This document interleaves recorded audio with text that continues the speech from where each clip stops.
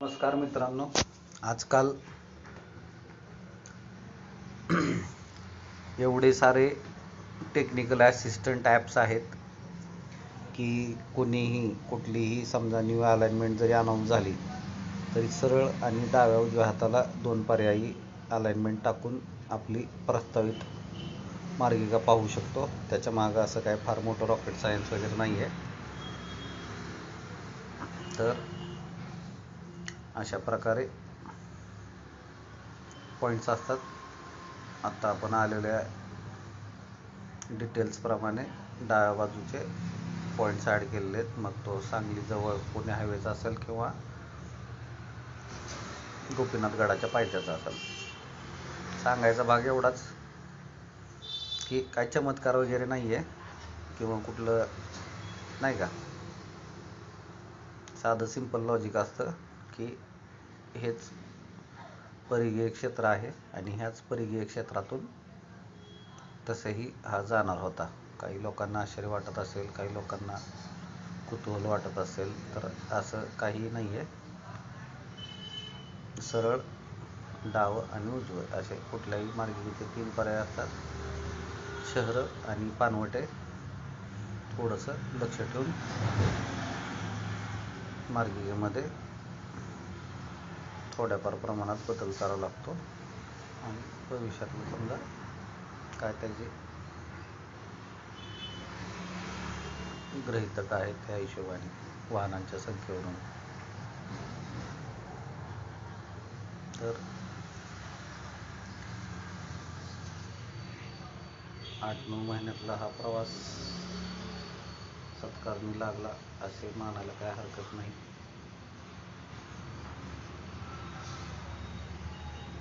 हे सगळं land measurement ॲपची कमाल आहे.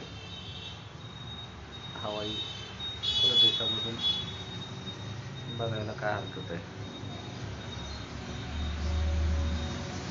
चांगला विषय. इज ऑल अबाउट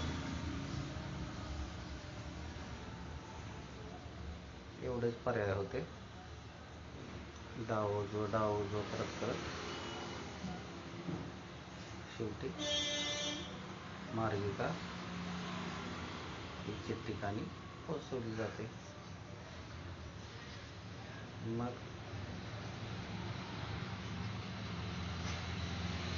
ज्या वेळेस आपणास भविष्यामध्ये चॅनलची आठवण येईल त्यावेळेस अवश्य कमेंट करायला विसरू नका. आणि दुसरी एक प्रार्थना, मुंबई ते पत्रादेवी, इंदोर हैदराबाद, पुणे बेंगलोर, सुरत चेन्नई, पुणे छत्रपती संभाजीनगर, पुणे रिंग रोड, तर ह्यातल्या पुणे नाशिक तर प्रस्तावित लॉजिकली करायच्या का. आपली जर आज्ञा असेल तर आपण ह्या अशा अनुषंगाने शेतकरी भूमिपुत्रांना एक जनजागृतीपर व्हिडिओ बनवायचा का. मग आता राहिलं कुठलं तर पत्रादेवी पनवेल समजा, नाशिक पुणे आणि काश्मीर ते कन्याकुमारी.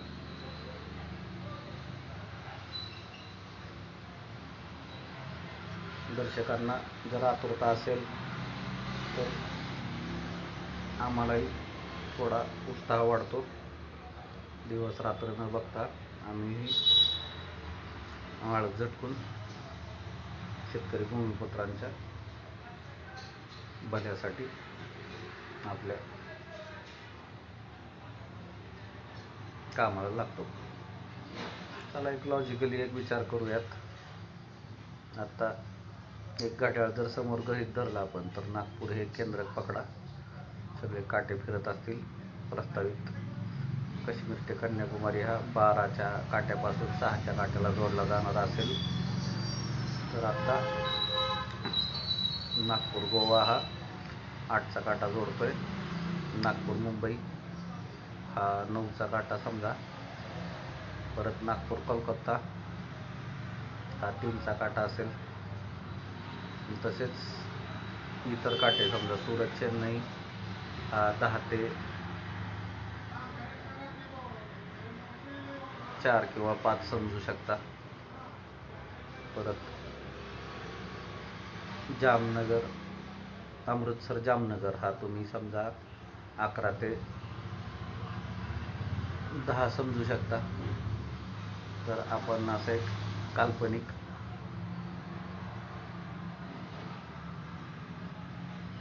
समजूयात. वाराणसी कोलकाता असेल तो यमुना एक्सप्रेसवे असेल, गंगा एक्सप्रेसवे असेल, हे सगळे 12 नंतर 12, 12:15, 12:30, पावणे 1 अशा अनुषंगाने समजा 3पर्यंत कलकत्त्यापर्यंत. आणि नो डाऊट कलकत्त्याच्या पुढं जे आहे ते आपलं 3:45, 3, 3:15, 3:45 आपण 7 सिस्टरला समजूयात. भारत देश एक